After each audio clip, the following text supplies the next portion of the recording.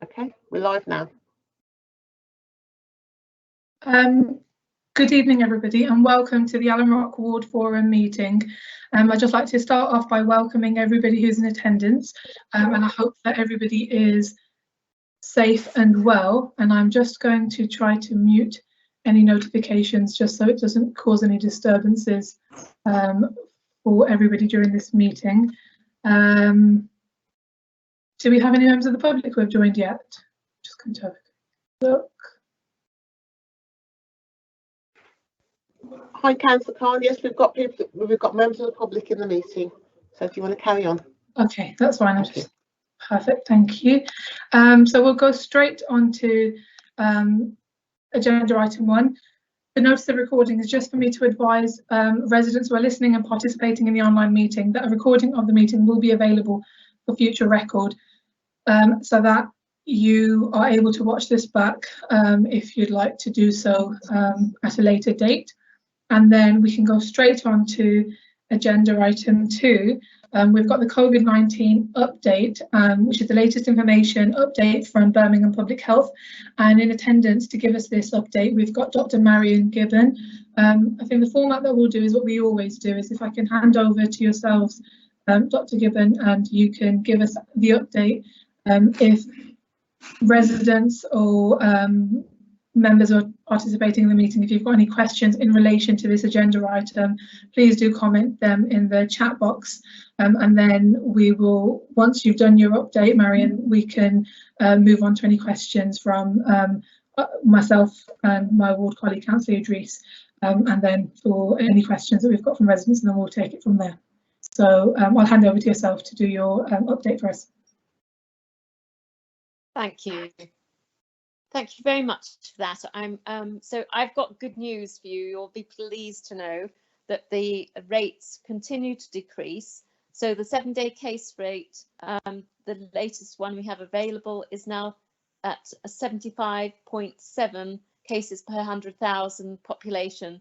And so that's a 15% decrease from the previous week. So it's great good news that we're finally going in the right direction. And for Birmingham, they're now 48th highest in England compared to other authorities. The spread is still mainly happening through household and social and workplace interactions. The hospital admissions range is between 15 and 23 cases a day, so even that's improving as well. And where we are is still I think Solihull is in a worse position, and so is Stoke.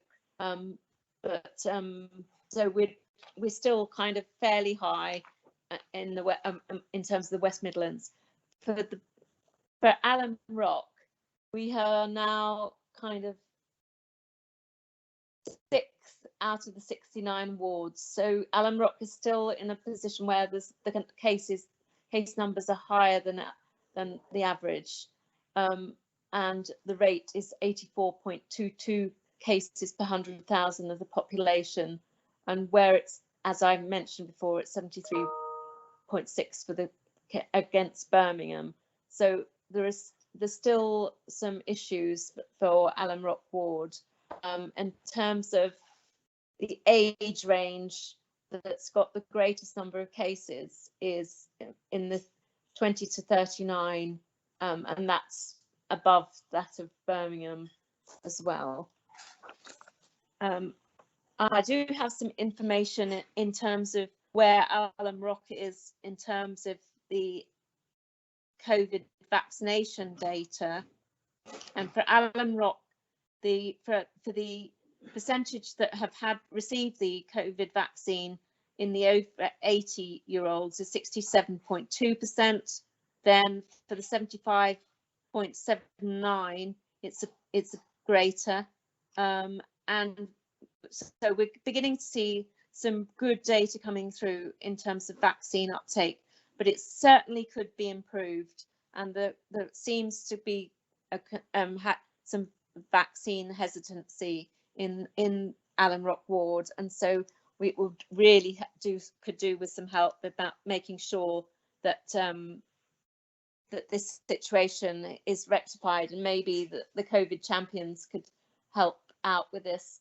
And we've now got, there's 5 COVID champions in the Alum Rock ward, so that's improved from the last time I spoke to you. So those COVID champions have got a fair bit of work to do. So any questions that have come in? Thank you, Mariam, for your update and for providing us with the most recent details and figures in relation to Alum Rock. I think what I'll do is I'll hand over to Councillor Idris if you'd like to raise any questions or comments to Mariam initially, and then we'll take any other questions as they come in. I can see that some of them are in relation to yours, so just whilst we're going through the relevant ones, Councillor Idris, is it okay if I hand over to yourself to ask Mariam any questions on this agenda item? Mariam, I've got a couple of questions for you. The first one is, you say that our ward is 6th.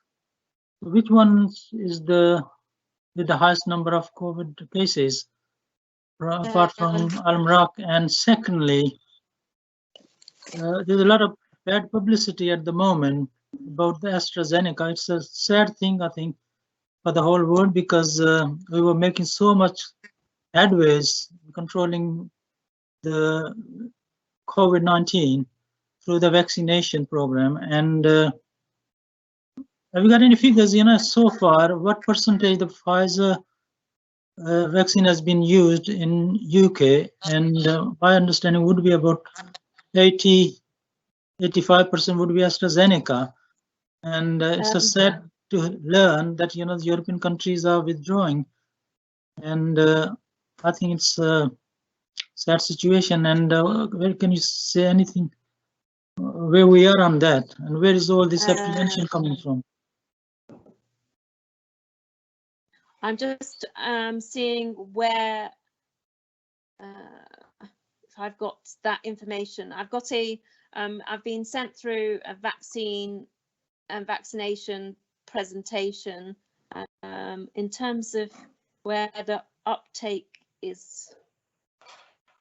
Well, I haven't got the data because this comes from the NHS. I've only got the overall figures. I don't have the information regarding the proportion that are being given the different vaccines at all.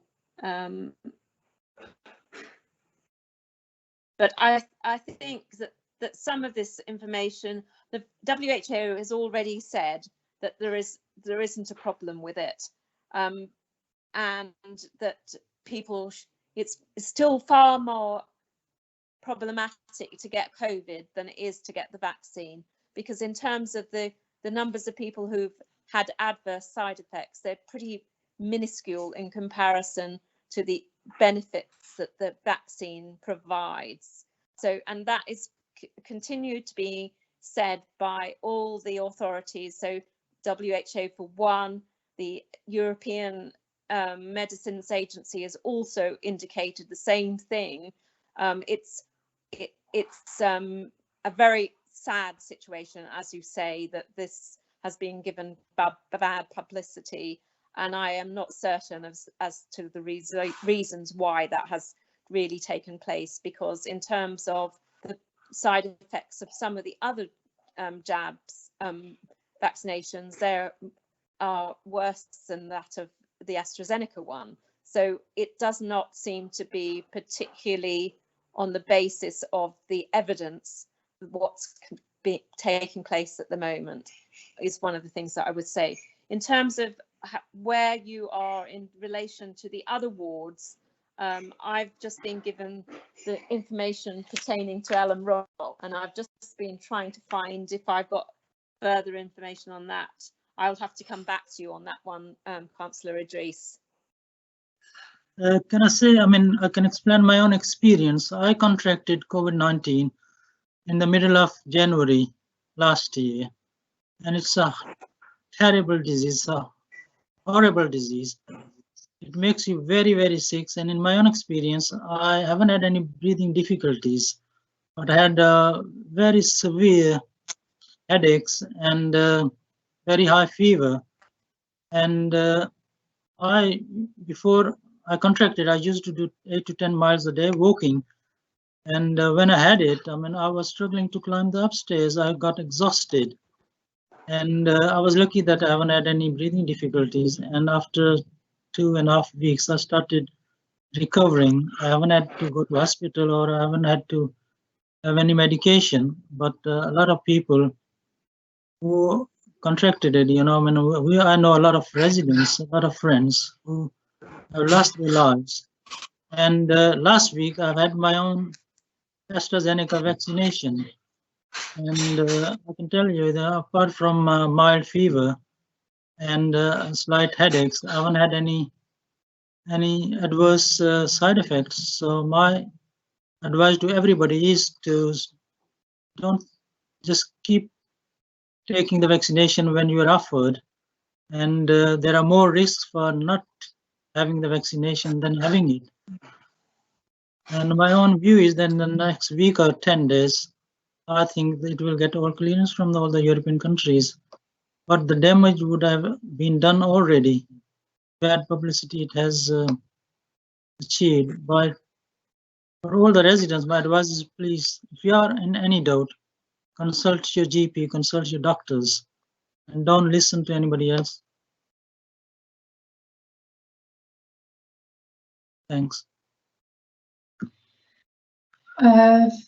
Thank you, Councillor Idris, and thank you, Mariam, for responding to the comments and questions from Councillor Idris. We've got a number of ones in the chat box, the Q&A box, in relation to this agenda item. Mariam, are you able to see them in the published bit? I've been trying to find. I can't actually see it. Would it be possible for you to read them out, please? Okay, just a second. I'll just go to them. I think.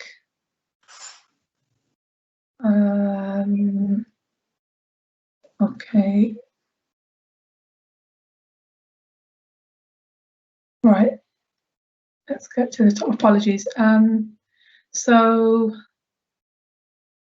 somebody said COVID-19 sites applied like pharmacies and have been denied as B8 no longer in priority area.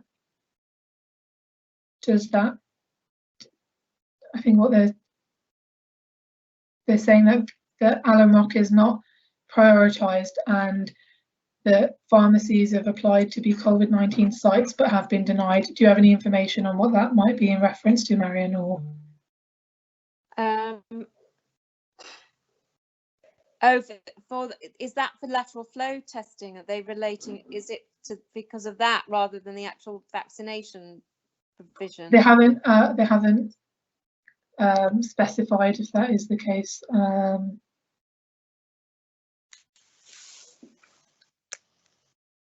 If Tariq, if you're able to put something in to say to confirm if that is what you're referring to, and in the meantime we'll go to a next question. So the next question, has there been any safety measures for schools as children have returned back to schools, teachers are not vaccinated and families also not vaccinated? Shouldn't this be a priority for Birmingham City Council? The problem that we're facing with the vaccination programme, it is not run by the City Council. It is run by the NHS, and in fact Birmingham is doing incredibly well in relation to the vaccine uptake because it is very good in terms of the rollout of the programme, and we have to follow the priority groups because it's very important to make sure that the most vulnerable receive the vaccination first because it will best save lives. Okay. And the next one that's coming up is as pharmacies are not allowed to support, then how are we going to vaccinate and promote? So do you have any information on pharmacies vaccinating people, or if that's? At the moment, the thing is that which pharmacies are available to vaccinate. This is all that information is through the NHS. The vaccination programme is not being run by public health. It's being run by the NHS. Okay. Next one, the rates of COVID are dropping now, but we're still locked in our houses. I think that's. I know it's being reviewed on a and there is the information from the government has been coming out on how people will things will be locked down, unlocked, as it were. There is a roadmap now, and gradually things will ease as long as the numbers don't start increasing. And it would be great if we could see the figures in Alum Rock reduce further as well. Okay. There's a question from Anonymous. People who are younger than me and without any serious illness have had the call for the vaccine. I've got diabetes and high blood pressure and high cholesterol. I'm 42. When am I expected to be called? Okay, I think that I might have that information in that.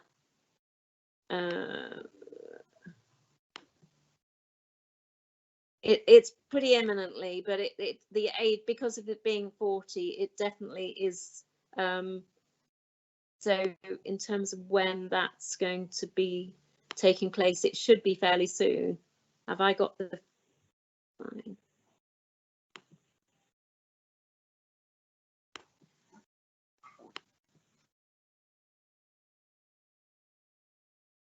It's really difficult because of not being part of the NHS. I don't have the all the information in terms of that, but what I've so in terms of the we're currently in the stage of being at all those who've got preconditions and above 55 years. We're seeing those that beginning to have their first dose, and then in across Birmingham, all those over the age of 50 years will be are just starting. So it'll be very imminently in terms of the next age group will be pretty soon. I would say probably next. They'll be called very, very soon indeed. Okay. What are the chances Birmingham will be in a high tier after the national lockdowns ease? It's really difficult to say that. If we continue to, the numbers are continuing to go down, it's less likely for that to happen. And if people will get their vaccination, that also will reduce the spread of COVID. So if you can try and spread the news far and wide, like Councillor Idris has said, like you've said as well, Councillor Khan, then the situation will be improved and we can start to go about our lives in a more normal fashion. Okay. Hi, my grandmother's had the AstraZeneca vaccine, but the recent news is worrying. Why is the UK still telling people to take it? Because it's still far, far better to have the vaccination, just like Councillor Idris had said, because it will save lives. If you don't have it, you're likely to get the COVID, and as Councillor Idris has already intimated, it makes you feel very, very unwell indeed. And lots of people have died. Yeah. I'm still unsure about having my vaccine because I would like to go try for a baby. I've heard it could cause issues for me. There's absolutely no evidence at all that it causes fertility problems. All the research that I have read indicates there is does not cause any problems with fertility whatsoever. I've also had my vaccination because I'm keen to be able to see my dad again, and I wouldn't be promoting a vaccination that I didn't consider safe, and I had the AstraZeneca vaccination as well. Okay. And after the lockdown, will life really be back to normal, or is this the new normal? This will have a bad impact on people's mental health. What is public health doing about that? There's a huge program around mental health that because I agree that it will have a large impact. The problem with any virus is that it does mutate, and so there are likely to be further mutations, as we've all heard about the different variants that have been of cause for concern. And but the way, if the numbers go down sufficiently, the public health is able to deal with those small numbers and sort things out. But if we have large numbers, that's where the problem arises, and that's when we have to go back into having these restrictions placed upon us. If people continue to behave in a manner where they wash their hands, they wear the face coverings when they're going out and about, they will be able to stay safe.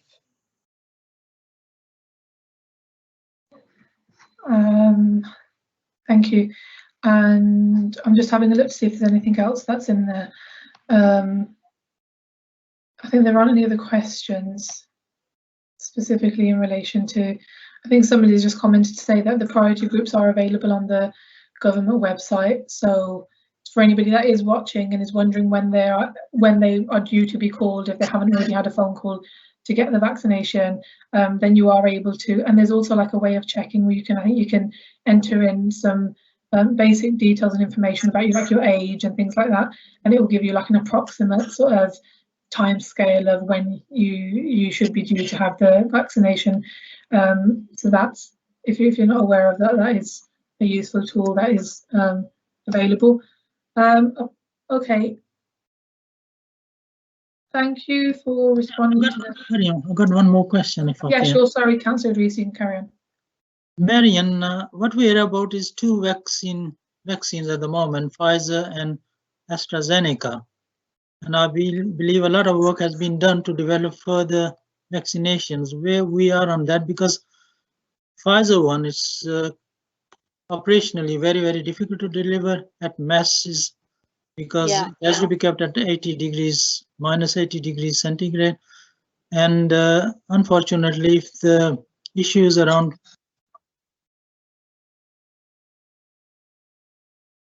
Sorry, Councillor Idris, you've muted yourself. We can't hear you. Sorry. Okay. AstraZeneca, I mean, if these issues persist a few more weeks or a month or so, that can do a lot of damage, because we have been progressing very well in terms of delivering vaccination. And so where are we in terms of developing other vaccinations? So in terms of, as you know, the Moderna vaccination has also been agreed, so that will be being utilised as well. And there are further ones in train, as you say, but they still have, some of them have not gone through the full testing process yet. And as soon as they are, there will be information available on the website as to when those ones are safe to use.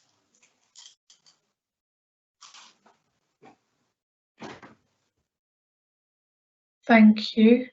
I think we've got another comment in the meantime in relation to the priority site. So I know initially we started off, Mariam, and we were unclear about what the resident was referring to. And he has commented back again. B8 was an area for priority sites for COVID-19 vaccines, but the NHS refused, as they now say it is not a priority area. Regional teams and STPs are a shambles. I've had experience. So the first question or comment was in relation to the NHS now saying that Alum or B8 is not a priority site to have the COVID-19 vaccine centres. I think that's what his comment, that's what that's in relation to. Okay, well, the CCG has been ascertaining where they can deliver the vaccinations. I know, and it's not, Alum Rock is not a priority because they are considered a priority. it may well be that appropriate sites have not been possible to identify, but the information regarding where all the sites are is that's where the NHS have got that information, and I do not. I have information pertaining to. I could give information pertaining to the lateral flow testing, but not the vaccination sites, I'm sorry to say. Okay, we've got a comment about schools.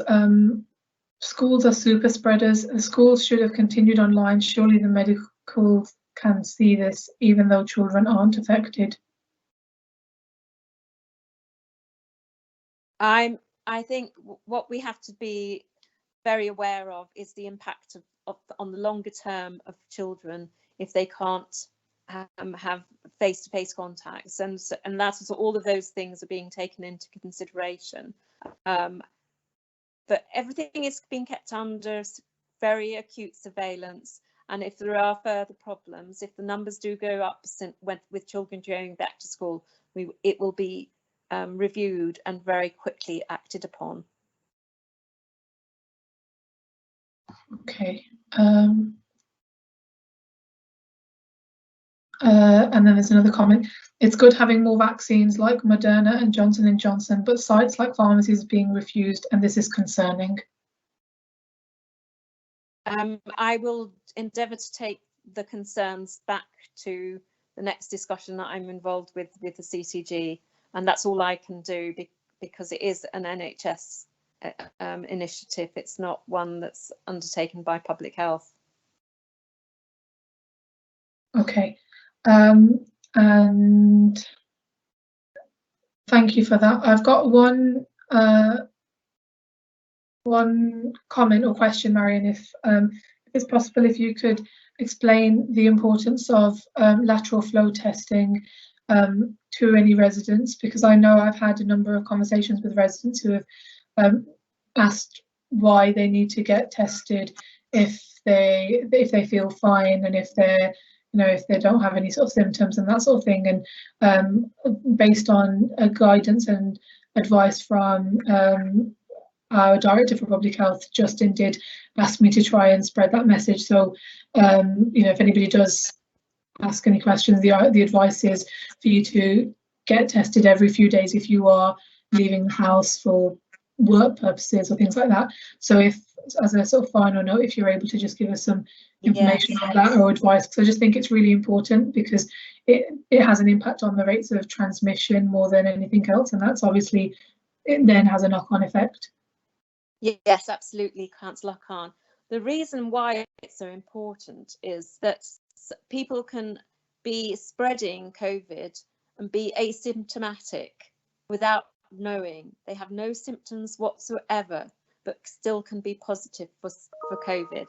And so the reason for having that lateral flow test is to be assured that you have not got any, have not got an asymptomatic form of the virus. Because if you go into work, get it, and have no symptoms, but you have got it, you take it back to your mum or your grandparent and they get it, they're likely to be very unwell indeed, and that would make you feel very sad. So that's the reasoning behind having the lateral flow testing if you're going out and about and meeting and interacting with people who could well have it and you have no idea that they do. Okay, thank you so much, Mariam, for that information. And Councillor Idris, if you don't have anything else to comment or add on this agenda item, then I think we've. Somebody asked a question about the dentist not being able to make appointments with the dentists. Okay, well, I'm unable to comment on the dentists, but I can find out why that might be the case. But okay, thanks. That's fine. Sorry, I've had another thing come through. The children come back home and pass it to other family members, wouldn't that be bad? So I think this is in relation to obviously children going to school and then. Yes, absolutely. I think one of the things that we all have to make sure that we do is make sure that the children know that they continue to wash their hands and use the appropriate time, and just having that hygiene as element within what we do with our families, and that will help improve the situation. But we will continue to make sure that we keep an eye on what is going on, and if we see that the spread, the R number is increasing again, things will be put in place to address that. Okay, thank you. And then another comment, I think it's from possibly the same resident who's referring to the not being able to get appointments, has just said, really poor, please raise with the CCG, thank you. Yeah, so I will. Yeah, make sure. That's fine. Make sure that. I think that's, they've said that that's in relation to doctors in Alum Rock and dentists in Pelham area as well. Okay, another question. I think we are going to have to at some point soon bring this agenda item to a close, only just so that we can continue with the meeting. But another question we've got in, and I won't be able to answer the question if you're not here. So, can cats and dogs catch COVID-19? It's not completely clear, and the thing is, it's not transmissible to humans via cats and dogs, so I wouldn't worry too much about it. Okay, right, we're going to move on from this agenda item. Thank you so much, Mariam, for giving us the latest update from Birmingham Public Health and for answering the comments and questions that we've received this evening. So thank you for that. Thank you. Thank you, and we can move on to the next agenda item, which is local updates. The first of the local updates is from Cllr Highway Services. We were expecting to have Kevin from Cllr in attendance at this meeting, but unfortunately he's not able to attend and has sent his apologies. I know that he did send a message to say that if there's any concerns or any sort of comments directly in relation to him, that he's happy to come back at a future meeting and try and deal with them, or if it's anything that needs to be dealt with before another meeting, then that can be, if he gets that information, he will deal with them. Just having a look, so we've had something about blocked, and you mentioned blocked drains everywhere and flooding, so obviously this is this would be in relation to this agenda item. So what I'll do then, because we don't have Kevin in attendance, we can move on, but if in the whilst we've got this meeting continuing, if anybody does have any comments or questions or anything that they'd like to bring to Cllr's attention, you can still feel free to put it into the chat box, or alternatively you can send an email to myself or Councillor Idris, and then we can forward it on to Kevin if it's any sort of casework type thing, or any specific sort of block drains or anything that you'd like to bring to our attention. And then we can now move on to the next sort of part 2 of the local updates. We've got an update, latest update on the progress on HS2 and Balfour BT Vinci. We've got Natish Marshall in attendance this evening to give us an update. Natish, can you hear us? Hi, yes I can. Can you hear me? Okay. Yeah, I can hear you. You're all set. Am I okay to hand over to yourself? You can give us the update in relation to obviously Alum Rock and how the progress and the works are going to be impacting the ward, and then if there's any questions that come up that are relevant, we'll just take it in the same way, and then we'll also give if there's anything that I need to ask you or Councillor Idris, we'll take it from there. But I can hand over to you now to give us an update on HS2 and the progress on that work. Brilliant. Yeah, perfect. So thank you for having me here. As Councillor Khan mentioned, my name's Natish Marshall. I'm the Community Engagement Manager for Balfour Beatty Vinci, and we are the main works civils contractor for HS2, and that just basically means that we'll be building the structures within Birmingham that the HS2 line will travel along. At the moment, we are setting up some of our sites. So at Saltley Business Park, we're setting up a site there, and at Network Park. But really key and what I wanted to come here and share with you. Oh, I can see there HS2, someone's put a question mark. So HS2 is High Speed Rail 2, and it's a new high speed railway line that's being built, taking trains from London all the way into Birmingham. So we some early works have already happened, clearing the way for us to start main work. So we're setting up, but really key, what I really wanted to share, and I'll try not to take too much time, is that at the moment we're trying to engage with local residents about the design of some of the structures that we'll be building within Alum Rock.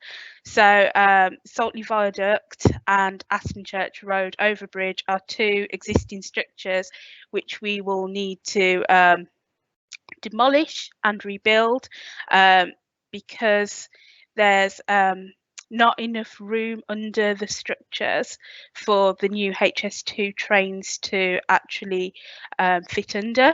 So there's not enough headroom. So part of our works within the local area will be actually demolishing those structures, raising them up, rebuilding them.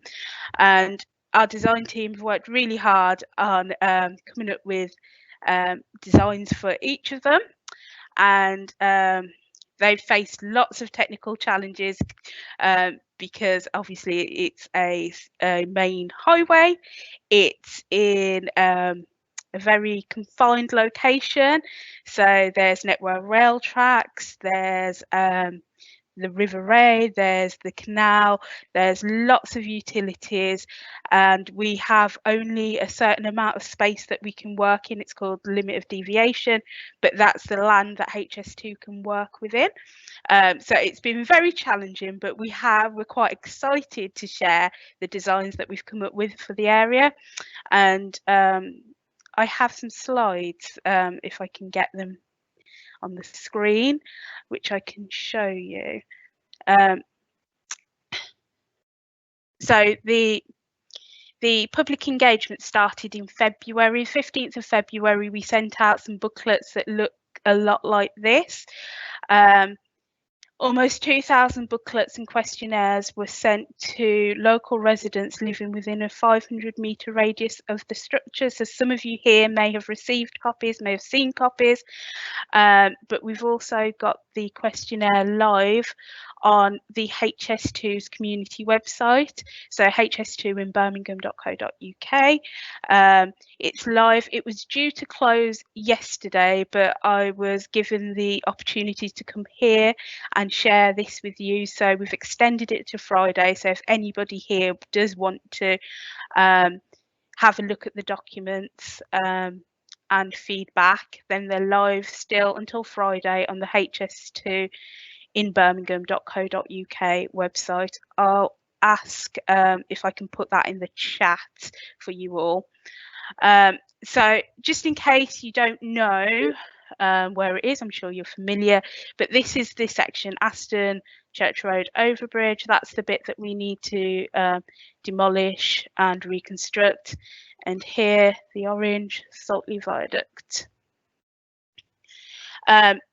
Within the engagement documents, we're asking about some really tangible pieces. So we're asking about the colours and lighting of the pedestrian walkway. There's also a perforated section across the top of what's called the parapet. I'm not sure if you can see my mouse. Can you see the arrow on my mouse. Yes, sorry, Yeah, I was yeah, just thumbs no, up. I sorry. realised you weren't looking at me, but yeah, we can see the cursor. Yeah. Okay, yeah. So so that's this part here is called the balustrade, and across there's a perforated section which gives visibility. So we're asking people about the pattern that gives visibility through the viaduct and overbridge. So because we are going to have to demolish them and reconstruct them, there will be a period where we'll have to close each of the structures. We won't be closing them at the same time. So Cllr Viaduct, we're looking at a closure in spring 2022 until summer 2023. And it's not until Cllr Viaduct reopens, then we'll then close Aston Church Road overbridge. From summer 2023 until autumn 2024. There will be put in place diversion routes, and they're still under discussion. They're still being planned out, but we will be communicating those with the local community. We'll make sure once, and it'll be a long lead up until the closure, so we'll make sure that we're working with some of the key groups and organisations in the local area to make sure that people are aware of what's going to be happening. We're already working with Transport for West Midlands and Birmingham City Council's travel demand planning teams to make sure that these closures are fully planned and we can help people to understand the impacts of those, where they can go different routes and things like that. But yeah, they won't be closed at the same time, and we'll maintain pedestrian routes as well. This slide is about sustainability. So as we're constructing, we want to make sure it's as sustainable as possible. And one of the key things that I think is missing off this slide around sustainability is our offering around skills, education and employment. So one of our sustainability offerings is around actually bringing jobs into the local area, working with schools and education establishments to offer work placements, to offer careers talks, to do some of those added benefit bits around STEM and engineering and ecology. So that's all part of the offering that we'll be bringing back. And I know I saw a comment in the chat box about what is HS2 going to bring to the area, and skills, education, employment opportunities. Definitely one of the sustainability targets for us is to bring those with us, but also supply chain opportunities for SMEs. It's a massive project, and you think of it and you may be thinking construction, you don't necessarily fit. However, there's a whole range of opportunities, from catering to offering security or I don't know, cleaning, whatever it is. There's a whole range of opportunities for SMEs to get involved, photography even. As part of the engagement, we're also asking people to comment on whether they'd like to see some arts and culture integrated into the design. There's an opportunity for us to think a little bit about art. Is there a local artist that people strongly would recommend for us to work with? Is there something that you'd like us to do with schools? And equally temporary hoardings as we construct. We're looking at how we can integrate art into our temporary hoardings to make sure that even though things are hoarded off, it's still a nice atmosphere for local residents and it resonates with your community. So the main views. So this is a view of the design for Aston Church Road overbridge from the Network Rail bridge. here the perforated sections are higher all the way across. There's a height restriction as you go over train lines, electrified train lines, so it's a bit higher than the one that you'll see on sections of Saltley Viaduct. So, and here you can see Saltley Viaduct, there's a higher section there where it's going over the electrified line, but then as it goes over the canal bridge, the perforation dips down.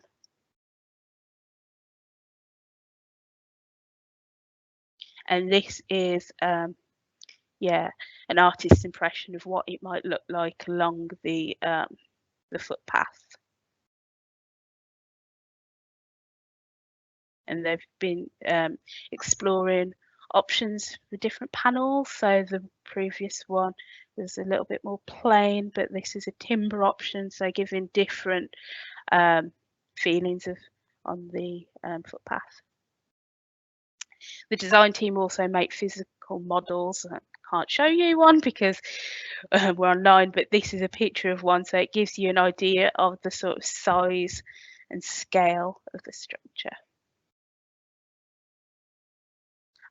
Yeah, if you have any further questions after this, we've done the Q&A session, then HS2 inquiries at hs2.org.uk is the best place to direct them. And they're a 24/7 operation. But yes, we'd definitely like your feedback. So if you want to look at the materials in a bit more detail, we have translated documents online as well in some of the local languages. But the questionnaires there, the booklets there, and there's more details around the design, and that can all be found on www.hs2inbirmingham.co.uk. Thank you.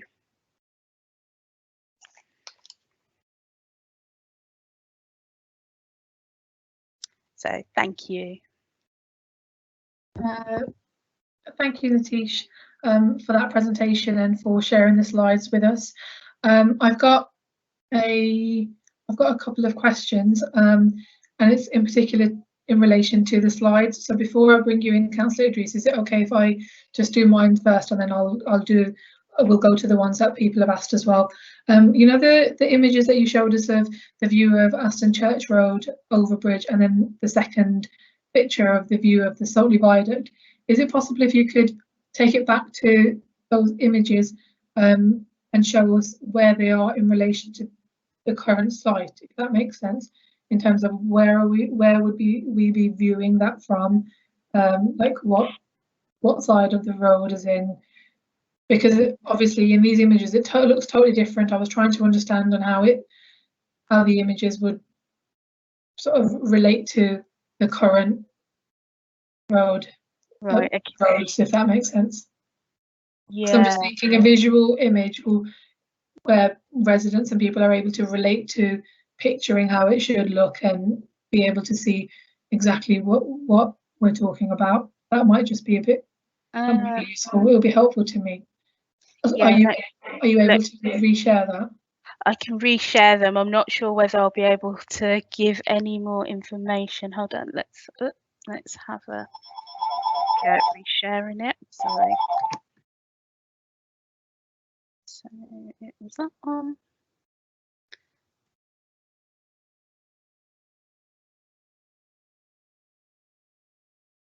So is it this one? The one before as well. I think it was just one before.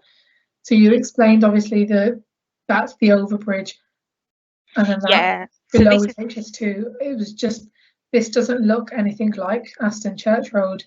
Yeah, so I don't think you would necessarily be able. So this is next to the Network Rail line. The Network Rail line's there.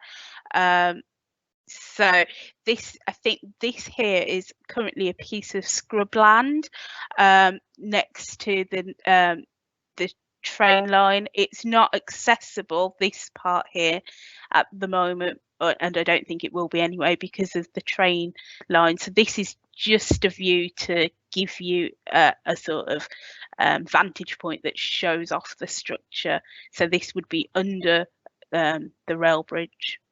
Okay. By the rail bridge. and then this one is from the canal, and I'm not quite sure at what point of the canal. So this is Saltley Viaduct from under the canal, just as it crosses over. Okay. Are you saying the canal looks nothing like this at the moment? I don't know whether it's just me, but I'm just thinking the only way it probably makes sense is if you were standing on the canal to try and like look to see where it is. Okay, moving on then. Question for you, Nitish. Would it be possible if post-COVID restrictions and obviously at the moment we're working remotely and we're only having these meetings and sort of sessions online from our own homes, do you think we'll be at a position in the future when it's safe to do so? Would yourself as the community engagement person be able to arrange any sort of like site visits with community groups or local residents or businesses or things like that we may be able to like work to arranging, and then so people are able to see exactly what changes are going to take place? And it was just a thought, because having a look at it from the screen looks completely different to me from what I can imagine it would look like in the future. So I was just wondering if that's something that can be explored in the future, do you think? And if I've put you on the spot and you don't know the answer right now, no, that's fine. No, it might be something useful for residents. Definitely. So site visits are definitely something that we can arrange and will arrange with local community groups, with schools and other educational establishments. So that's definitely something that we can look at. But we'll also be should be getting in place time-lapse cameras, and we'll be taking things like drone footage and as we progress. So even for people who can't get out to site, I'll be happy to come along to these meetings and share some of that progress as well. So yeah, definitely site visits are an option, but there'll be those sort of the visual things that I can share with you. Okay, thank you. And the only other question based on your presentation I had for myself was, you mentioned obviously the ways that SMEs can benefit. How can an SME get involved? So even if there is support potentially there for them, what if I had an SME and I was watching this meeting right now, what would be the way for me to have some sort of benefit to my business, and what would be the steps I can take to try and make use of that support? Yeah, definitely, great question. So the so HS2 have a business engagement team who are there to support SMEs and get them involved in the project as a whole. The first step, I guess, for any organisation, any business that wants to get involved in the HS2 project is to visit the HS2 website, where they can register their business, and then one of the business engagement managers will then get back in touch and take it from there. I will, before I leave this session, I will drop that web address into the chat for you all. Okay, thank you. Thanks, Nitish. Councillor Idris, I'd like to bring you in if you've got any questions or comments in relation to HS2 on the presentation Nitish has just done for us. Thanks, Chair, and thanks, Nitish, for a very informative presentation. I've got a couple of questions. The first one is, it's a huge project, one of the biggest, in our lifetime. And we heard a lot in the beginning of the project that there will be lots of jobs going to local people. But so far, we haven't seen any. I've never met anybody locally that could say that, oh, I work for HS2. And secondly, there was a lot of hope when the HS2 college was established that it will train a lot of local young lads into training apprentices and all that. And my understanding is that it's not as good. The uptake of the trainees is not as good as it should be. So if you can say on those two issues. Yeah, Well, I'm sad to hear that you haven't met anybody that's working on the project. I know quite a few people that are actually from your ward, so working on the Washwood Heath site. So there are people. However, as the main works contractor, a lot of our time initially was spent on design.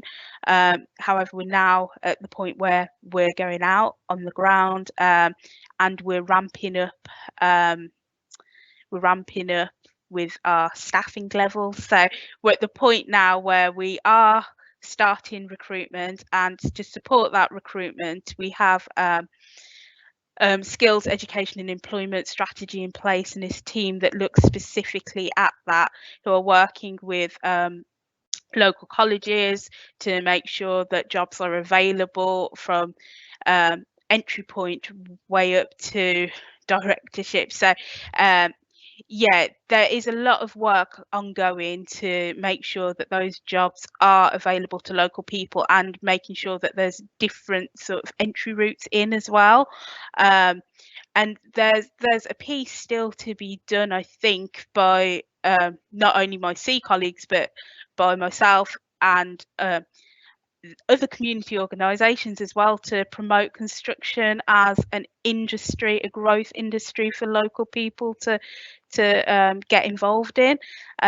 There's lots of different opportunities in construction that I think people don't necessarily realise or think about, and it's a great industry for lots of people with lots of different skills. And we all often think of muddy boots, but actually we can get local people in doing lots of different things within offices, within the technical space. There's so much that can be done, but I think there's a promotion piece, which is part of what I'll be doing with local community organisations as part of that sort of wider C agenda. But we're here until 2025, so we've got some time to get those jobs, and we're ramping up at this point. So yeah, it is going to be happening. And in terms of the college, which was the College of High Speed Rail, but it's changed its name now, hasn't it?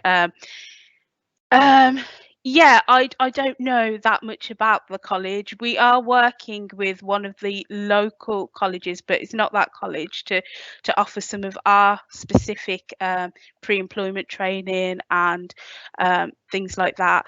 But we have taken apprentices from the College of High Speed Rail as well. So yeah. I don't know what the general feedback is, but we're working with Birmingham City University as well, to offer graduate placements, to work with their students, to upskill them. So that college is there, but there's a lot of other education providers out there as well that we'll be working with.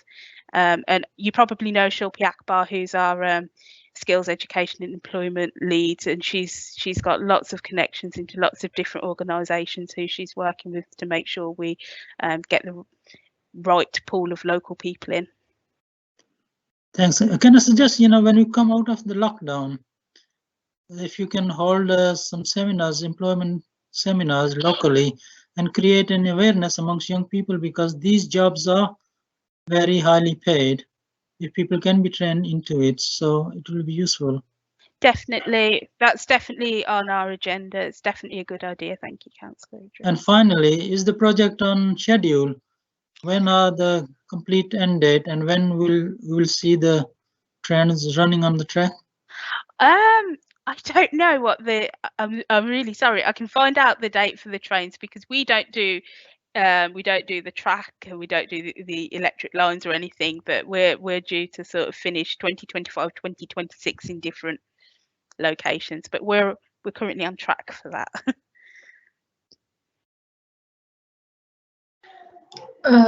Thank you, Councillor Idris, and thank you, Nitish. We have got a couple of questions and comments from residents, but I just wanted to ask, sort of expanding further a little bit on the question that Councillor Idris did raise around job opportunities for local people, especially, and you said that people who do work for HS2 at the moment on the Washwood Heath site, and that they are local people who live within the Alum ward. do you have the data of how many locals, when I say local, sort of maybe if it's ward-based, Alum Rock based, or even sort of constituency based within the Hodge Hill area, perhaps, how many people HS2 have employed till date, or if you can tell us what sort of figure that is, because I know that initially it was, sorry, I was going to say, I know that initially when HS2 was sort of coming, there were lots of issues with where locals wanted that site on just off the Washford Heath Road, that site to provide maximum number of job opportunities. It was a campaign that, you know, I know that our local MP and colleagues worked on for many, many years, where before it was a HS2 issue, it was more about ensuring that the maximum benefits of maximum job opportunities and employment opportunities is given to the locals. So I think it's a really important question that Councillor Idris did ask, and I know that sort of as councillors, and then obviously I know the local residents are also wanting to know sort of one, how many local people are currently employed by HS2, and then two, what's the are there any sort of plans in terms of, you know, you hope HS2 has an intention this year, this many local people to be employed by HS2 on delivering the projects, or by, I don't know, by 2023 target aim is a certain. Then I'm just thinking that you might have something in place already. If you're able to address that, and then we can go on to the questions that we've got in the chat box. Yeah, I don't know. I know these people personally because it's one of the sites I cover. But no, I don't know the numbers, but I can take that away to and raise it as a question with our SEE team, who should have the answer. Okay, I'm just thinking that if it does come back to Councillor Rees and I that it's sort of a significantly low number in proportion to the number of jobs that have been created so far, then perhaps with some sort of advice on how we can encourage our local residents, and especially our local young people, in terms of what they can do to apply for these jobs, and if there's any other support that can be given to them, just so that they don't lose out and miss out. If that information you can bring to us. Definitely, yeah, I'll try and get that information for you. Yeah, we have run a couple of skills events. I know HS2 did one a couple of weeks ago. It was a virtual one, and yeah, it's carrying on with those, and yeah, using your platform, councillors, as well to share when we do those would be really useful. Yeah, I think the other thing, obviously we're working remotely, so that's a bit of a problem with lots of sort of community-based issues, but making use of places in the community that are still obviously currently being opened. I'm just thinking, for example, places of worship are is one that during most of the pandemic, obviously with restrictions, people have still had access for longer than they haven't had access to them. I'm just thinking that there is sort of assets within our local community that can be used, even if it's, for example, at the moment you said that you did like an online skills sort of seminar or workshop, but when that's able to go back into the community, I think the advice would be to use these sort of centres that already attract people. So perhaps maybe our local mosques, for example, might be a key way of encouraging people to find out and get the information that will be of most benefit to them. Because as much as obviously the consultation document that people should see it happening and see that there's some exciting stuff happening, I think only when real benefit happens to real people who live in the area is when we'll sort of welcome sort of HS2 with open arms, in terms of, you know, that we've seen a clear benefit to our local residents. So right, we can just go to, I think we've had a few HS2 comments and questions, and we'll just, are you able to see? I think if I read,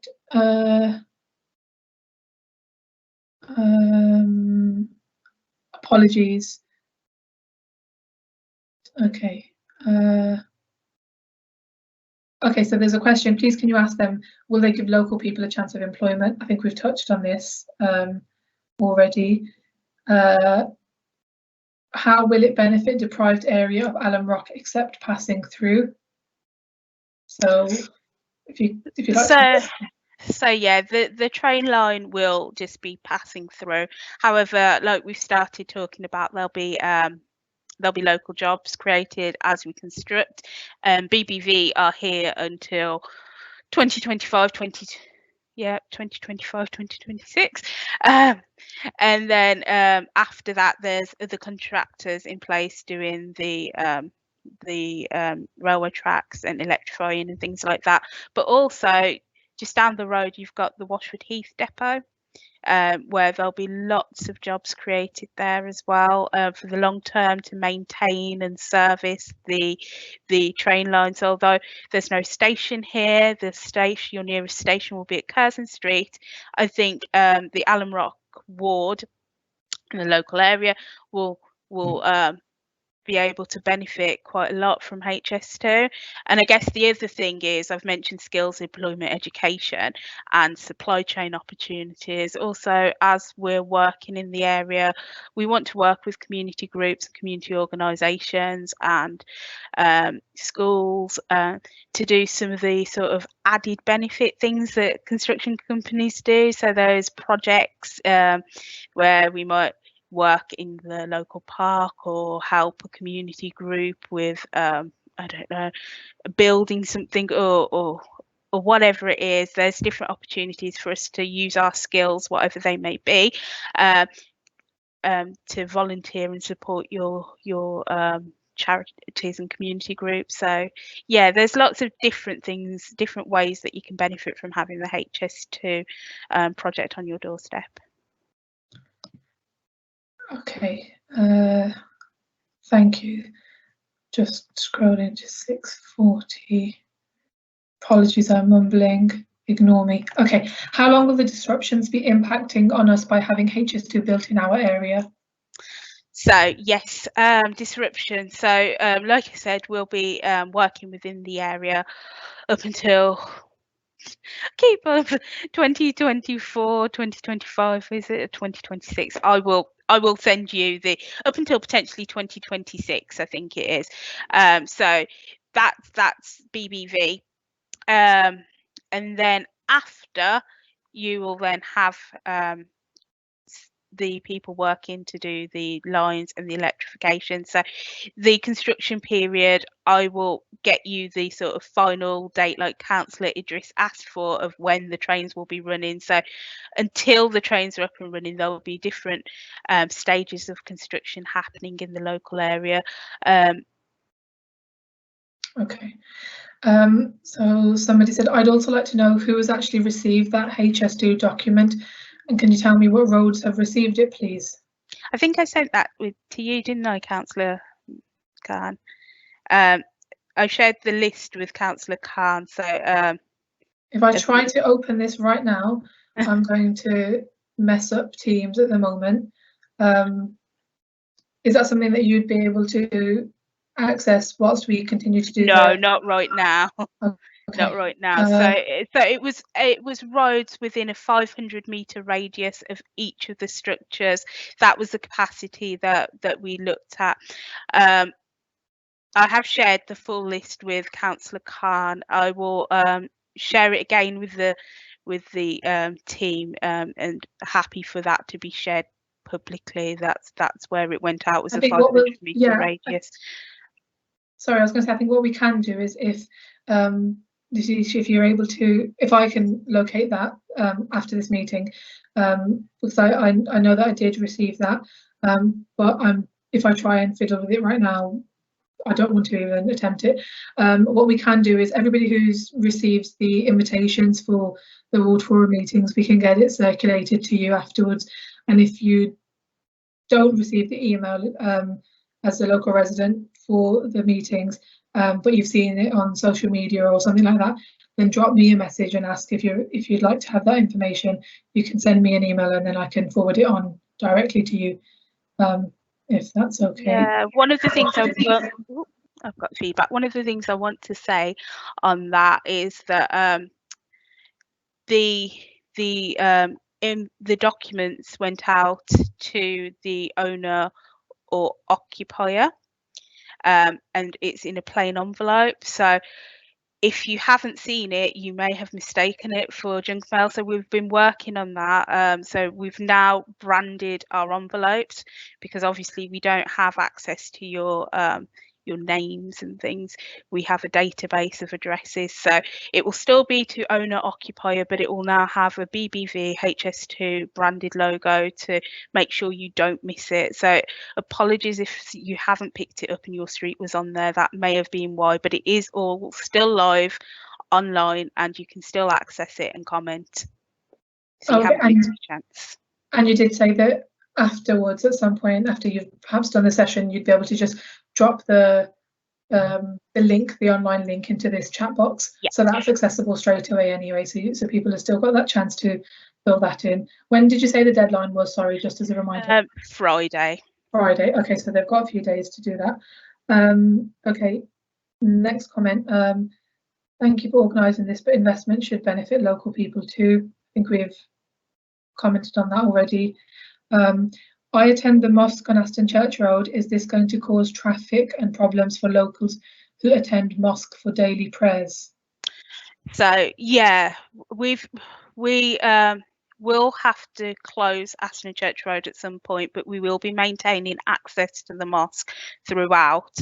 We're working and communicating with the mosque. We started conversations with the mosque now to understand how the building's used and to try and minimise the impact on the mosque. I can't say there won't be any impact at all, but we are working and talking with the mosque to try and reduce that impact as much as possible. Okay, this is all sounding good, but how many SMEs, etc., in Alum Rock will benefit?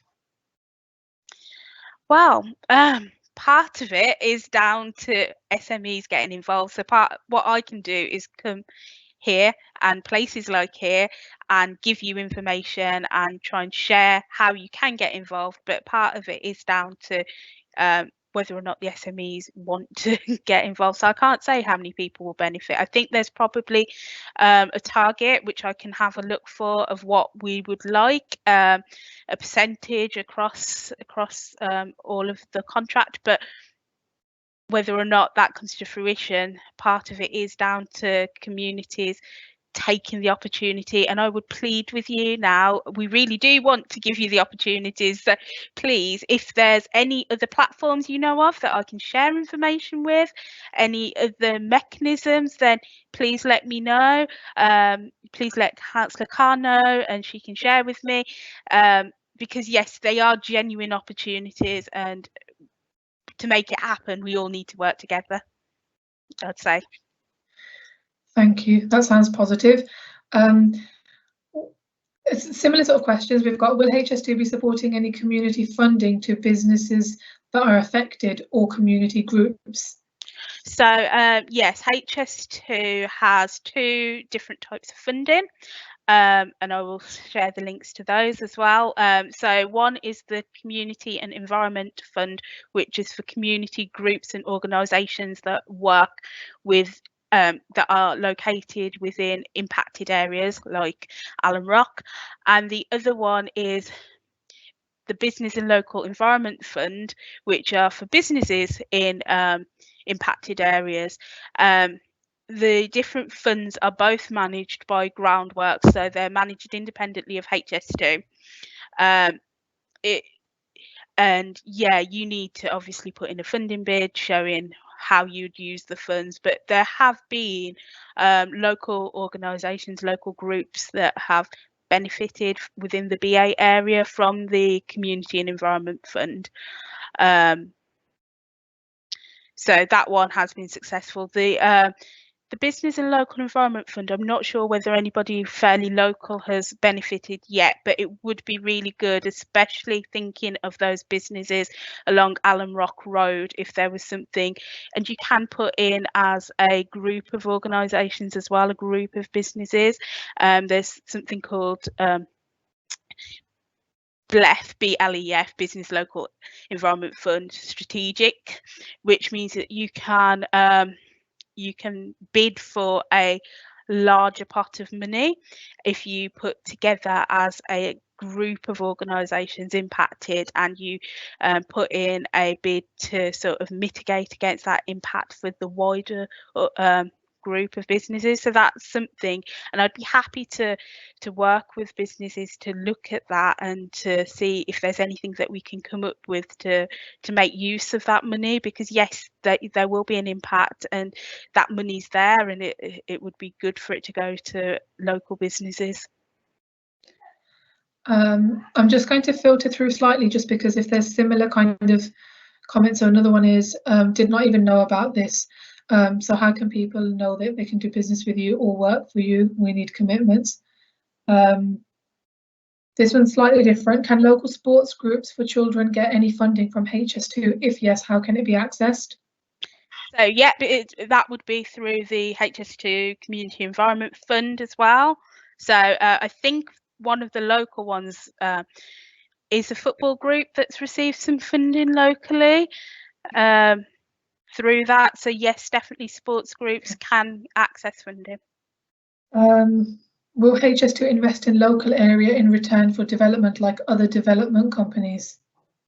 So that's, you responded to the funding that is available and locals can apply for that.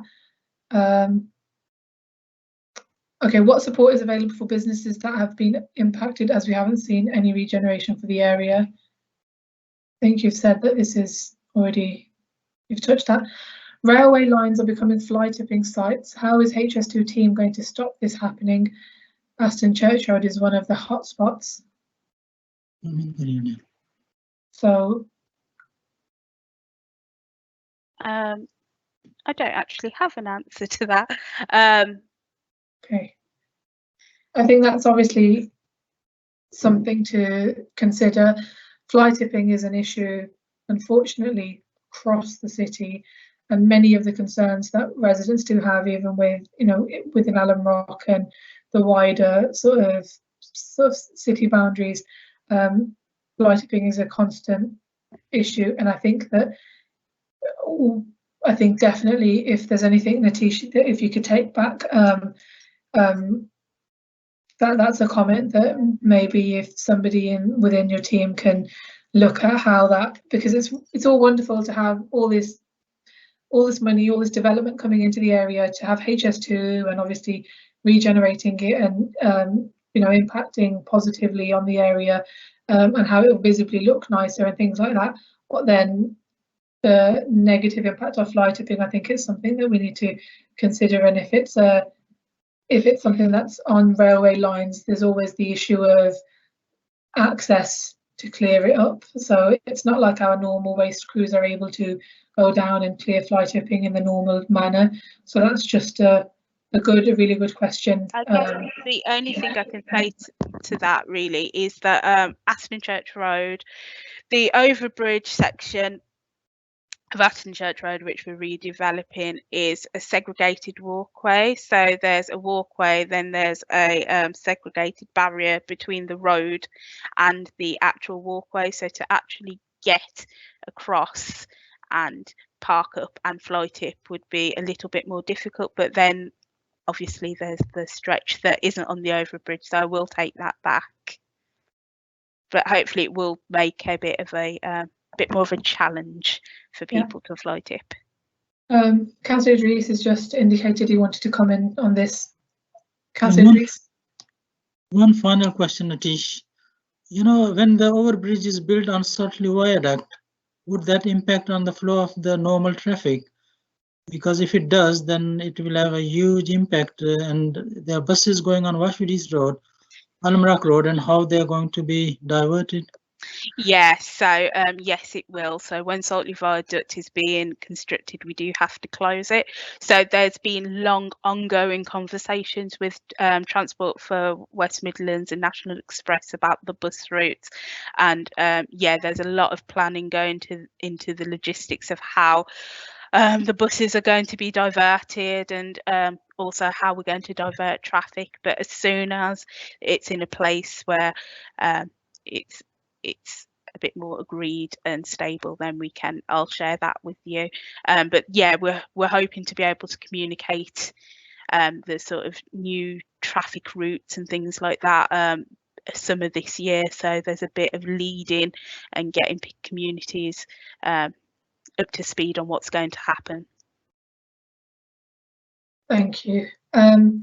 Next comment, just mindful, I've just noticed the time. It's I didn't realize we spent so much time on this. So if they're repeating sort of, then I won't sort of ask you to respond to every single one.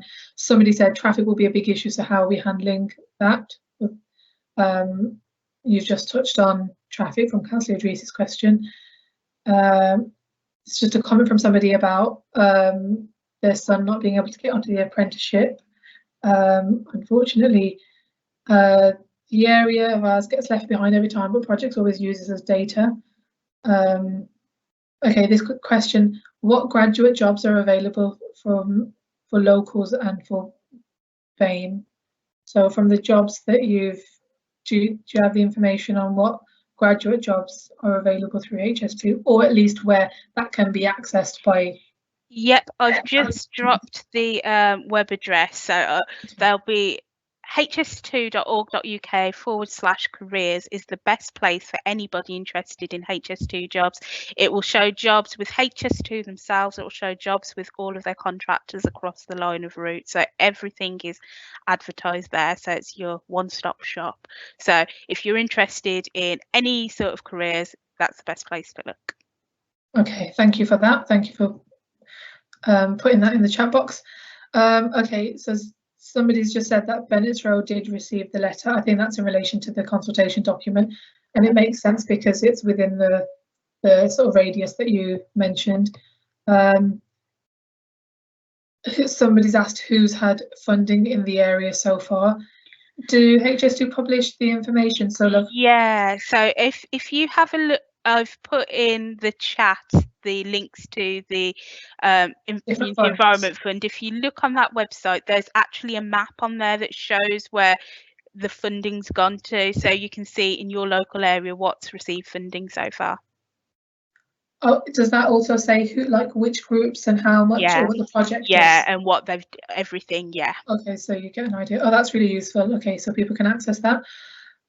Again, what local groups? We need names of the local groups, so you're able to access that from the links that Natisha's posted in the chat box. Okay, who's had funding?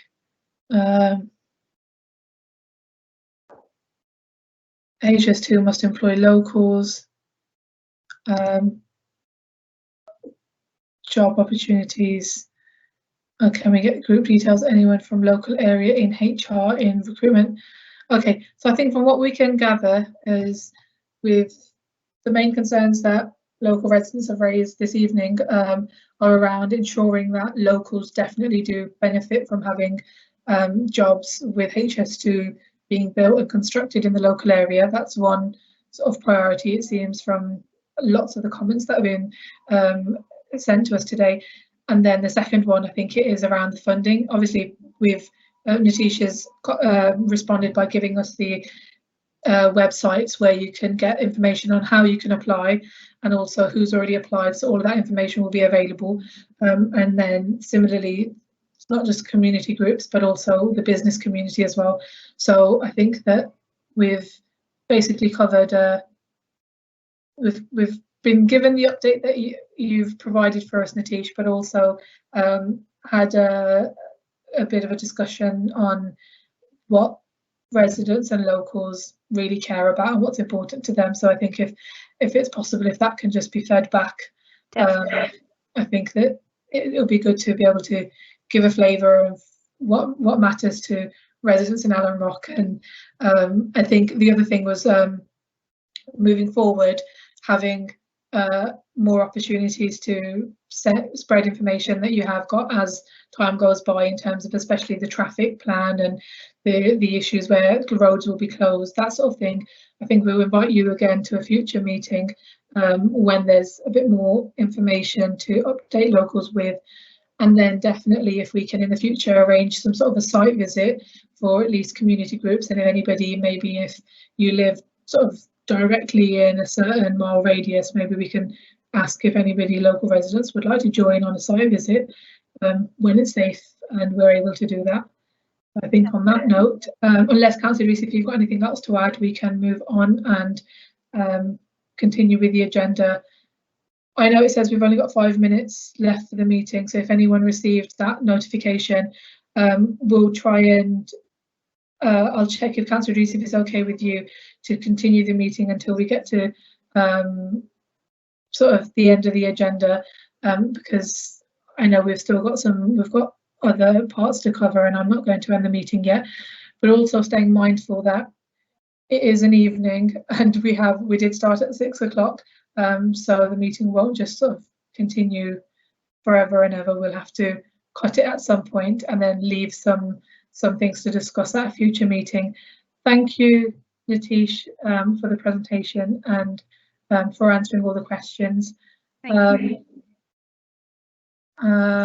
We can now move on to the next agenda item, which is the updates from ourselves. Councillor Idris, is it okay? I know, is it okay if you'd like to go first, and then I can just update on a couple of things, if that's okay? Yeah, that's fine. And I'll start with the issue of every meeting, the fly tipping and the state of the roads and the litter. And it's a huge issue, not just for our ward, but citywide, but we are only concerned about our ward. And as I said in the last meeting,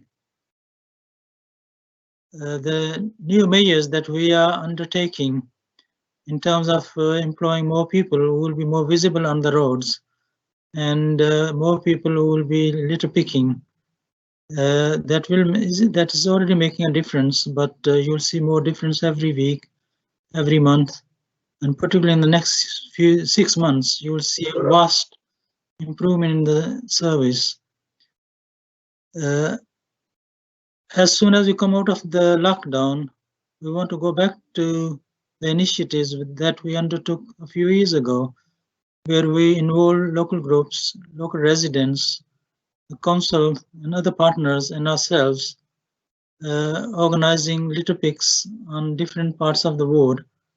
And we hope this time we can encourage residents that when we finish these initiatives, they can take the responsibility of their own households. And if every resident takes their responsibility and the council does it, we do it, then we can make a huge difference.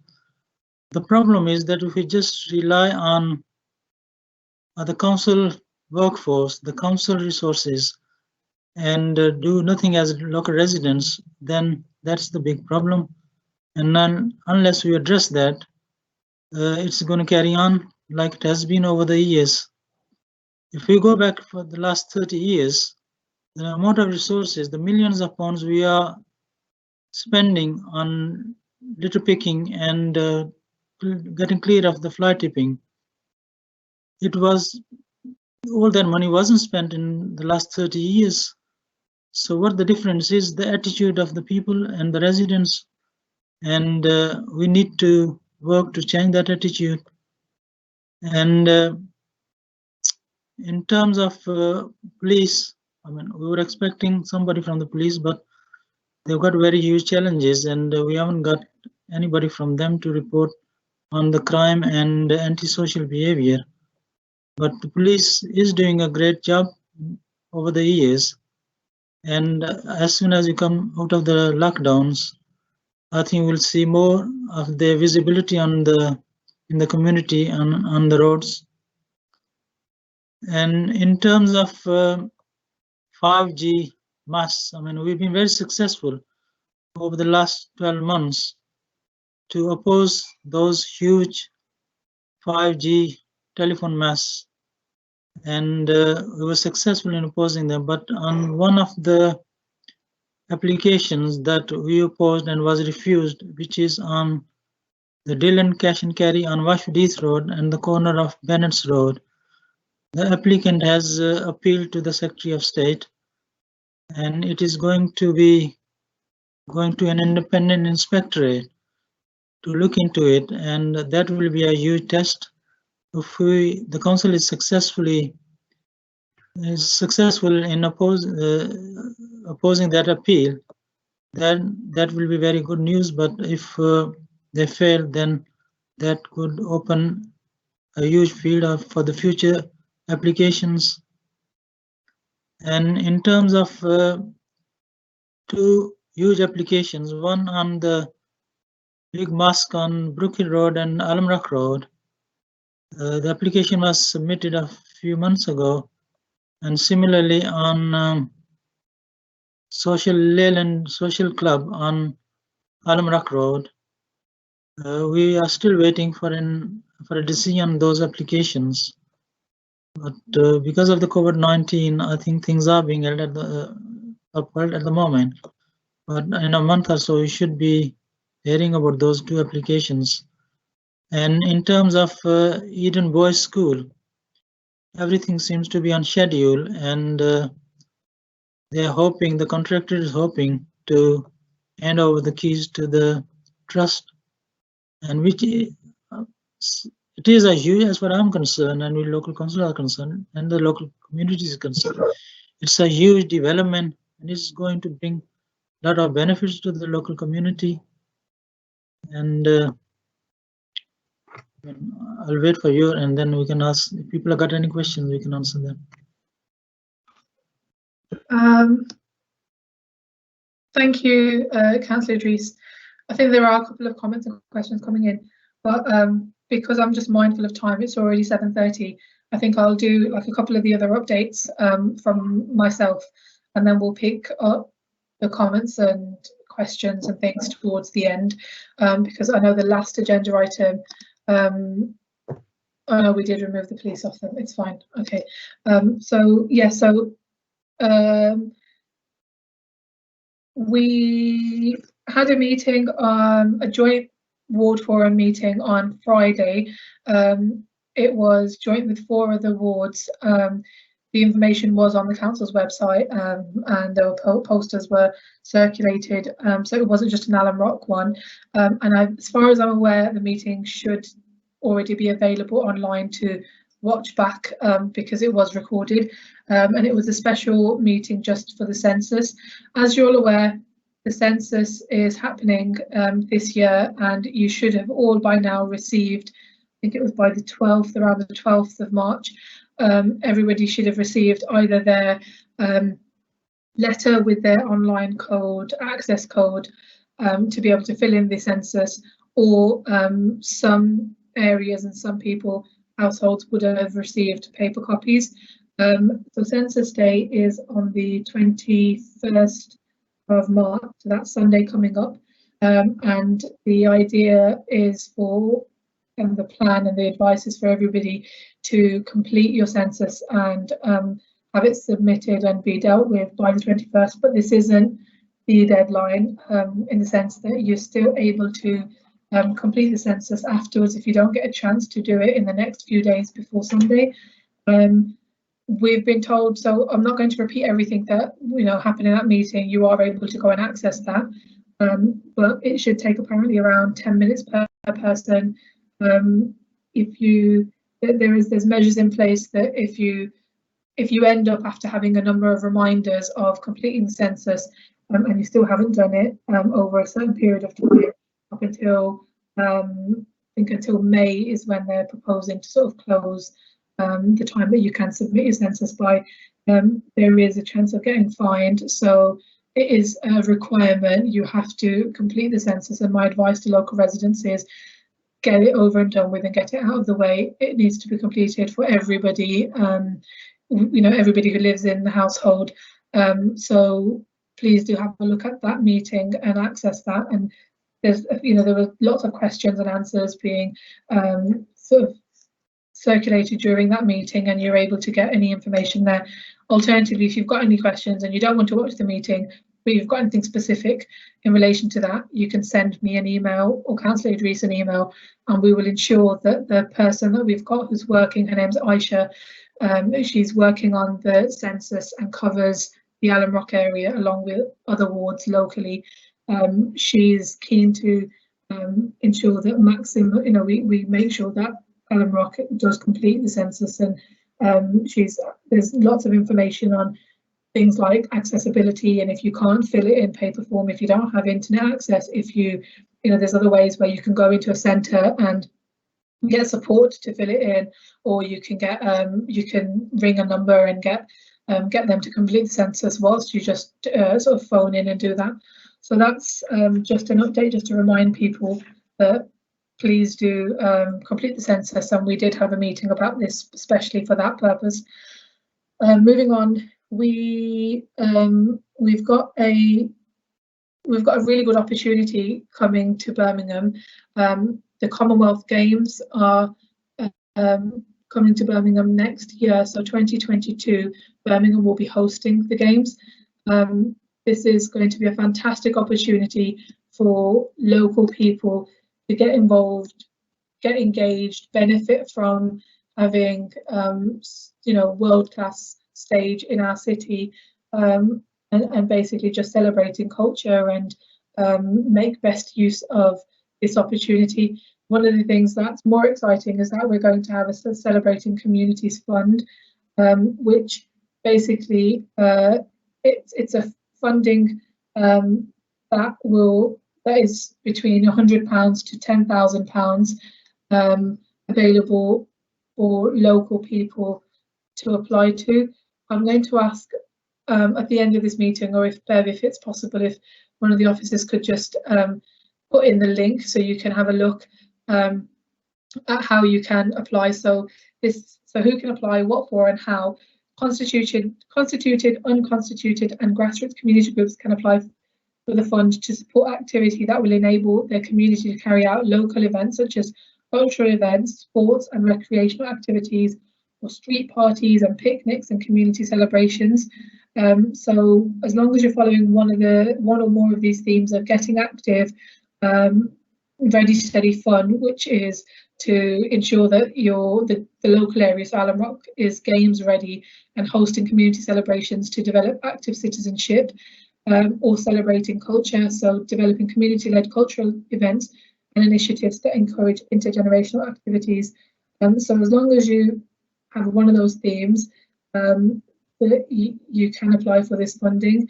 There's a whole list of different information available about how you can be eligible, what's the way to access this funding, and basically ideas of what's the best use of getting this funding into the area, and how we can make sure that our local people benefit from that with the run up to the Commonwealth Games.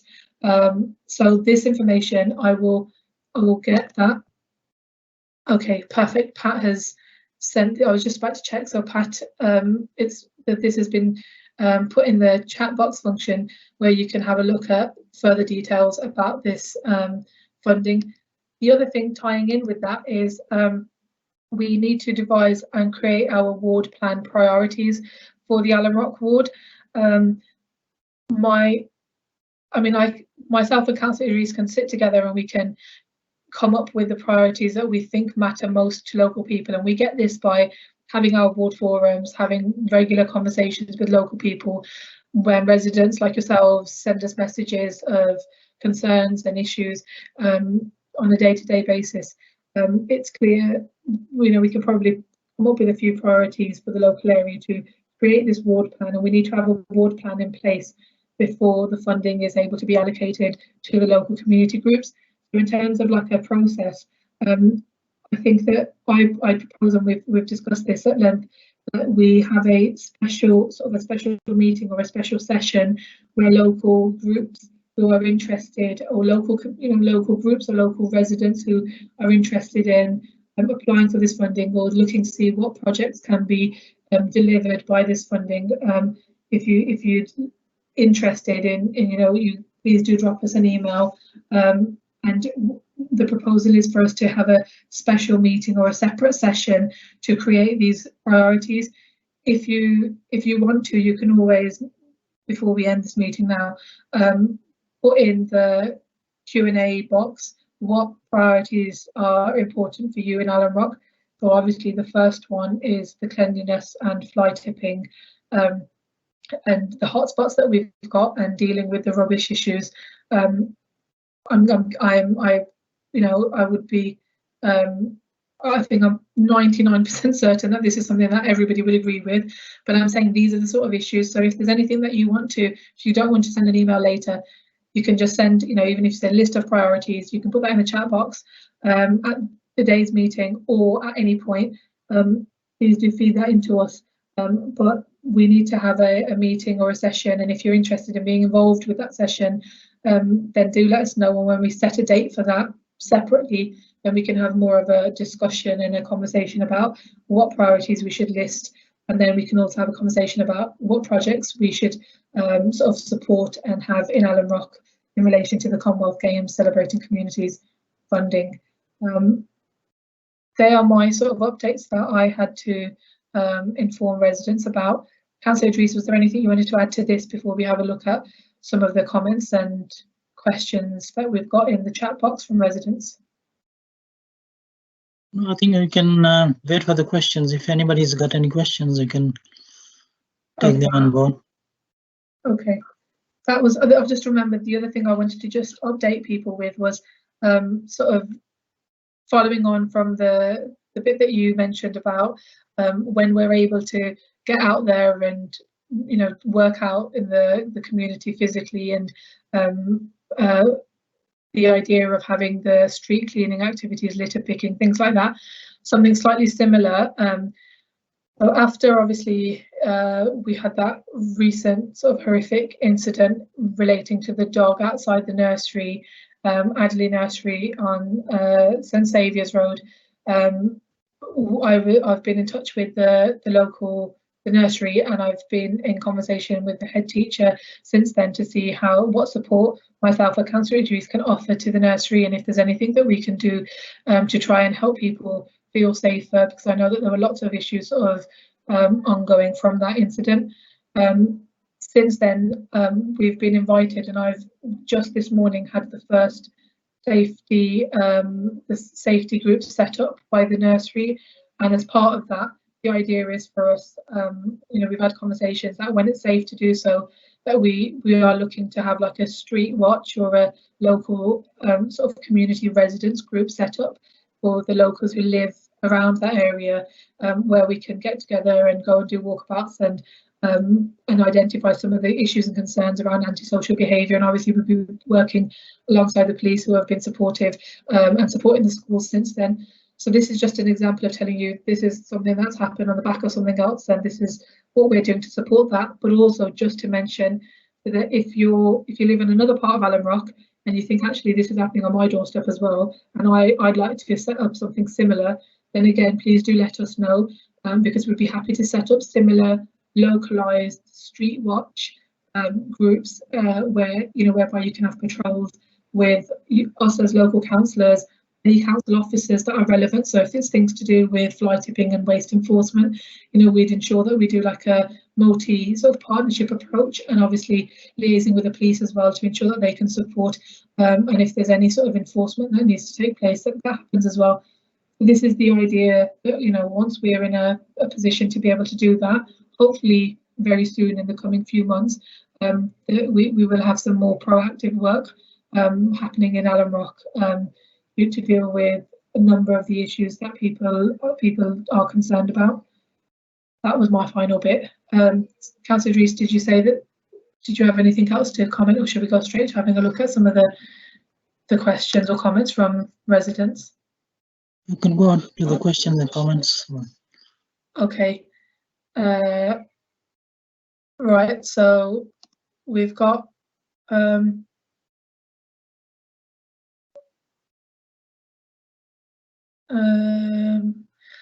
Okay, so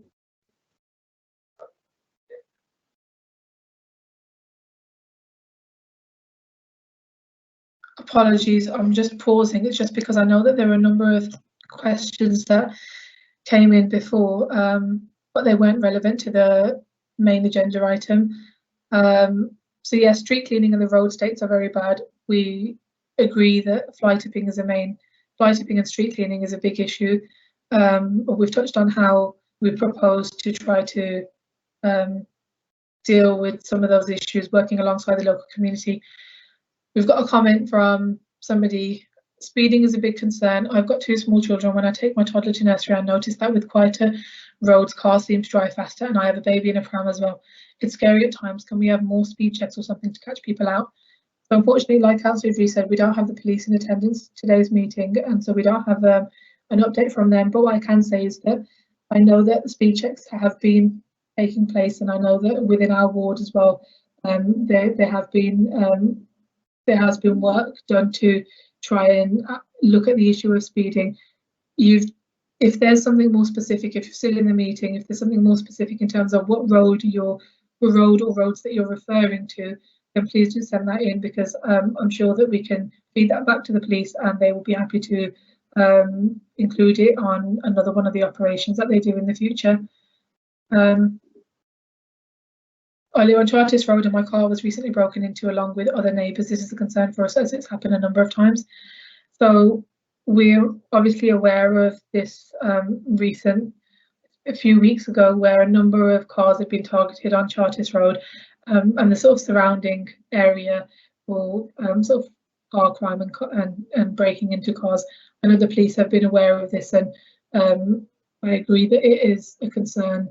And I know that the advice would be, if anything like that was to happen, then please do report this to the police. But if the police were here, then maybe they would be able to give us an update on that. Somebody commented 5G, please challenge, it's dangerous. So where residents have brought it to our attention that they're unhappy with having 5G masts, and they would like us to oppose on their behalf, that's where we have put in our objections for them. So we've done that on a number of sites, and we're happy to do that moving forward as well. But the advice then as well is also, if residents can arrange petitions and submit that as well, and even if obviously if it's not safe to go door knocking and do petitions in the sort of traditional way, you can always just apply. You can always just respond online and put your objection in. So sorry, fly tipping. So I think that's in response to what the priorities that I mentioned. Census needs to be spoken about with all councillors regarding Kashmir. So on this, if you watch back on that, the census meeting, this was mentioned and it was commented on. I think it's question 14 of the census on the top of my head, where you're able to put in how you feel is best way to describe your national identity.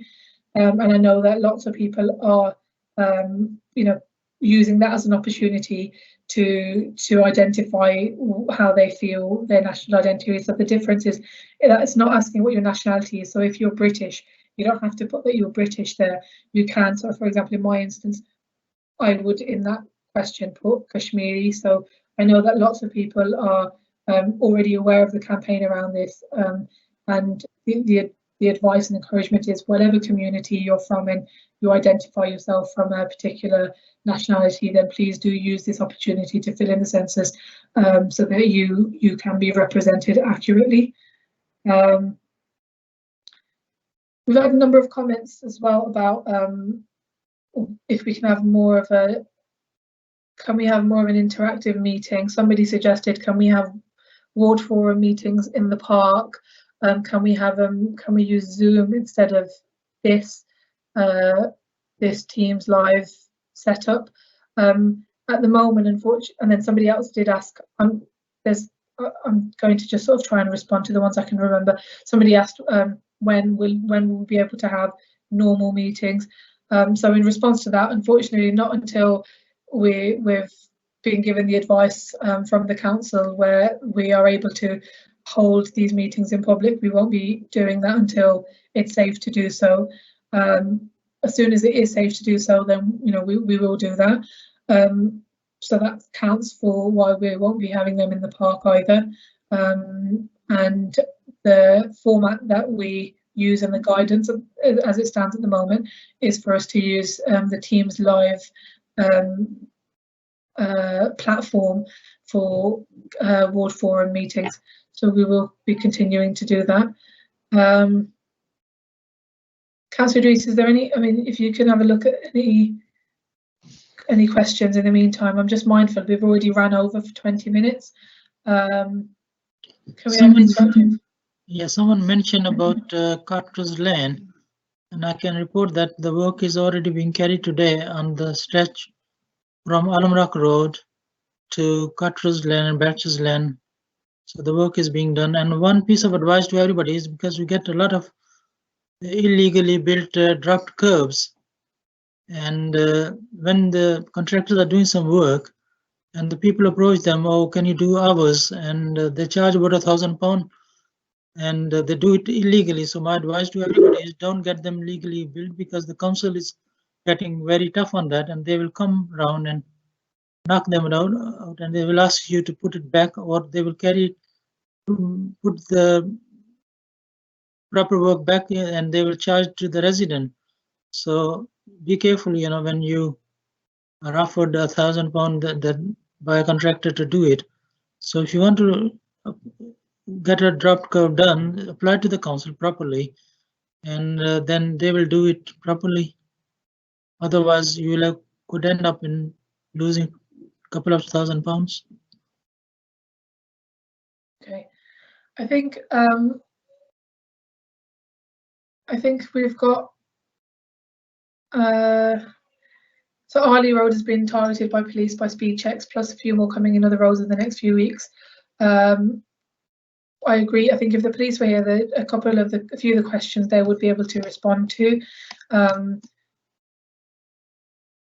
So I think most of the issues that we're now seeing, or the comments that we're seeing at the moment, would probably be useful if we had the separate session around the ward plan and the priorities. So I think what I'll do is bring this meeting to a close, just because we've already gone longer than, we've gone over 20 minutes. But as majority of the comments that we're seeing seem like, their priorities or issues that people are raising, and it's similar comments that are coming back. My suggestion would be that if you're interested to be part of that separate meeting, to ensure that you get invited to that, where we can discuss the ward plan and the priorities moving forward for Alum Rock. We'd be really interested to hear what you have to say at that meeting, especially in relation to the funding, because we need to get that set up before our local community groups can receive that funding. So on that note, I will check to see if there's any other comments or anything you'd like to add, Councillor Idris. And just seeing the time, I think we've had lots of information at this meeting so far, and I think that we've had quite a bit of information to take away. So, Councillor Idris, is there anything else that you'd like to comment before I bring this meeting to a close? No, thank you. Okay, so on that note, thank you everybody who's attended this Alum Rock Ward Forum meeting, and if you're still in the meeting and you've stayed right towards the end, we've almost gone 25 minutes longer, so it's a 2-hour stretch that we've been sitting, and I know that it's coming to sort of dinner time, and for me it's coming to putting my babies to bedtime. So we'll end the meeting here. We don't have a date for the next meeting set up, but we already have a plan for what the next meeting should be about as a priority to deal with. So sort of please keep an eye out on the council's website. I'll post it on sort of social media, and you'll be able to see it on the Birmingham City Council's social media, Twitter and things like that as well. And also, sorry, and if you're on the mailing list, you'll receive the invitation by email. So thank you once again, and good evening, and I hope everybody has a good rest of the evening, and we shall see you again on this sort of platform whenever the next meeting is. Thank you. Good night, everyone.